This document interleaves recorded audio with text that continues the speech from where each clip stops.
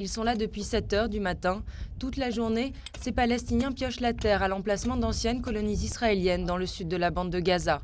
Pères de famille, vieillards ou jeunes diplômés comme Moussa, tous cherchent des cailloux pour ensuite les revendre à l'usine de briques. Une dizaine de seaux, c'est la récolte moyenne de ce jeune homme. Elle lui rapporte moins de 7 dollars par jour. C'est le seul moyen qu'il a trouvé pour gagner sa vie. Moi, je suis diplômé. Je suis allé à l'université, j'ai étudié pendant 4 ans.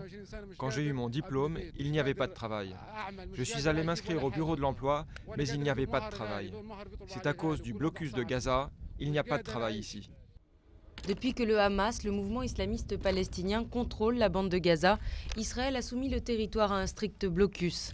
Acier ou ciment ne passe pas. Les Israéliens disent craindre que le Hamas l'utilise à des fins militaires. Alors c'est sur les ruines de Gaza que les ouvriers récupèrent les matériaux qui serviront à construire de nouveaux bâtiments.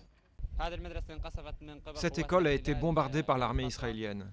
Ça fait un moment qu'on essaye d'en extraire le béton et le fer, chacun séparément. C'est dans cette usine que sont retraités les matériaux récoltés sur les décombres de Gaza. Les gros cailloux servent à paver les routes, les petits à faire du ciment. On récupère les gravats et on les réduit pour que ça ressemble à du gravier. Ensuite, on en fait des briques en bonne et due forme. Évidemment, ce serait bien si on pouvait produire plus de ciment, on en a besoin. Exceptionnellement, dans les prochains jours, Israël a annoncé que des camions de ciment seraient autorisés à entrer dans la bande de Gaza pour un projet géré par l'ONU.